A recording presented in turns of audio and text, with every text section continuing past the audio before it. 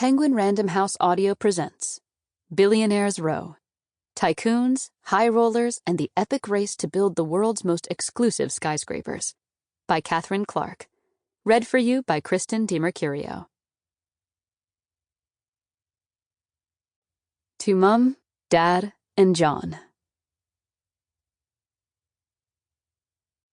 Come, let us build ourselves a city, with a tower that reaches to the heavens, so that we may make a name for ourselves.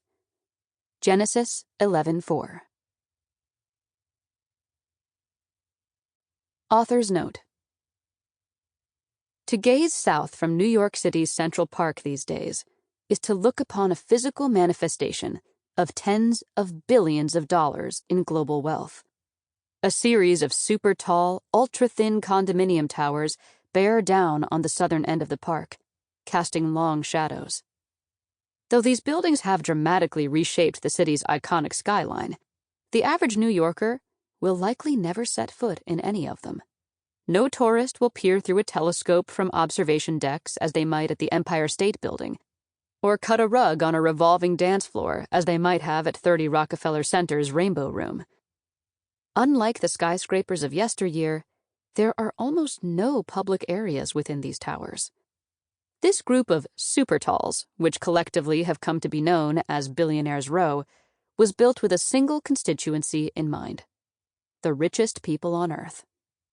They are gilded, gated communities in the sky. To enter these buildings, one must be explicitly invited. Beginning with the groundbreaking of the residential apartment tower 157 around 2010, the skyscrapers of Billionaires Row have shot up at a rapid clip, each promising to be taller, thinner, pricier, and more luxurious than the last, transforming what was once a run-down strip filled with schlocky souvenir shops, fur emporia, and diners into the most expensive real estate on Earth. The buildings, and the dollars spent in order to gain access to them, have become objects of global fascination, spawning untold numbers of newspaper articles, YouTube videos, and Instagram pictures.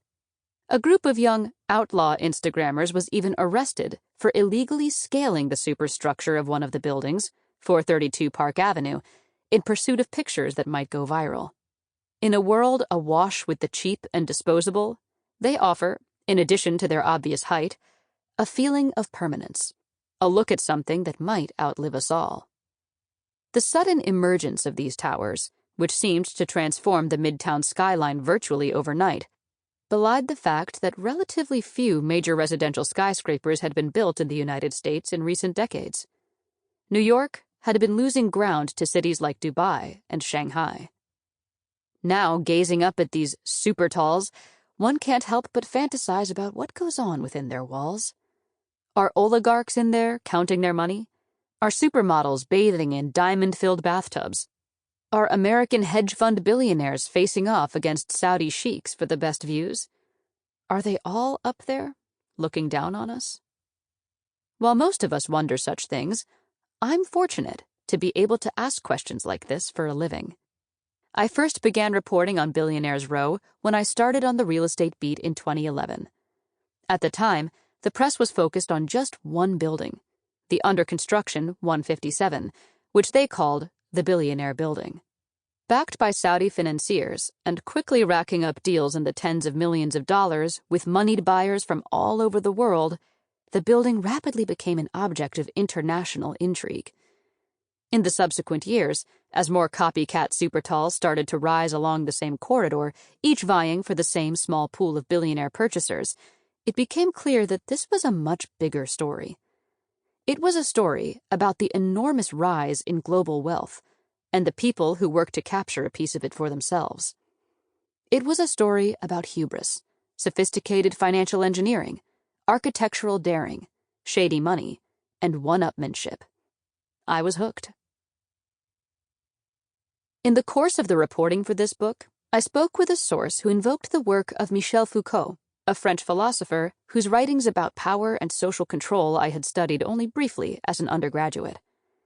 In his book, Discipline and Punish: The Birth of the Prison, first published in 1975, Foucault focused his attention on the panopticon, a type of institutional building, or prison, designed in the 18th century by the English philosopher Jeremy Bentham. The concept of the panopticon was interesting to Foucault because its very design acted as a system of control. A single ring-shaped building would be divided into separate cells, visible from a watchtower in the center. While the occupants of the cells would be visible to the occupant of the watchtower, shutters on the watchtower ensured that its occupant would never be visible to the occupants of the cells. The design allowed a single security guard to observe all of the prison's inmates, without the inmates being able to tell whether they were being watched. The principle of the panopticon was that power should always be visible, but never verifiable. I thought of the panopticon recently when I made a return visit to 432 Park Avenue. If you have ever walked past the entrance to the dramatic condominium building on East 56th Street, hoping to catch a glimpse of one of its well-heeled occupants, you will know how slim is your likelihood of success. That's because the lobby of the tower, designed by the late Uruguayan architect Rafael Viñoly, was conceived specifically to avoid prying eyes. Obsessed with the idea of privacy, the developers of 432 Park tasked Viñoly with radically reducing the time between exiting a car and disappearing into the sanctuary of the building. To that end, builders installed sliding wooden pocket doors separating the front desk area, which was visible to outsiders, from the elevator banks where residents would momentarily linger as they waited to go upstairs.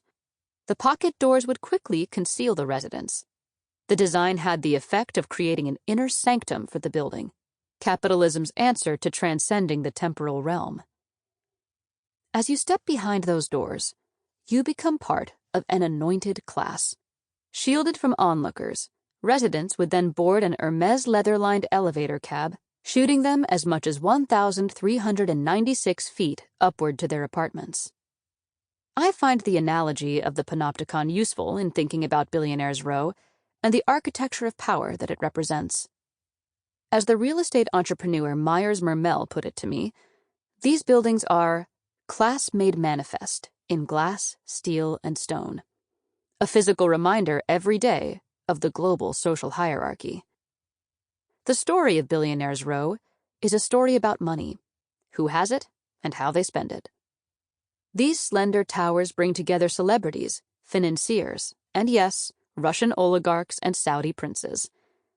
They offer panoramic views of the city from enormous heights, and amenities, to use the jargon of the real estate industry, that include private clubs and restaurants, pools, juice bars, fitness centers, basketball courts, and golf simulators. They're also largely empty. A study by the residential brokerage firm Serhant recently found that as of 2020, roughly 44% of the new luxury units along Billionaires Row remained vacant, either unsold or unoccupied. They are homes, but they are also investment vehicles for the global super rich. Some of the owners have never set foot in their own apartments, viewing them instead as one might a stock or bond or an artwork from a great master, a vessel in which to store wealth. As a journalist, I come at this subject not to score any particular political point, but with the goal of understanding the story of these towers and what it reveals about the way power and influence work in 21st century New York, and thus the world. To cover these towers and the incredible story behind them, however, necessarily involved unpacking the complicated relationship between these buildings and their developers, and the ordinary people who look up at them. Some lionize the men, and they are all men, behind these towers as visionaries, pioneers, and personifications of the American dream. Others paint them as evil, greedy villains who put profits before people and who've turned lying, cheating, stealing, and satisfying the whims of their own egos into a business model.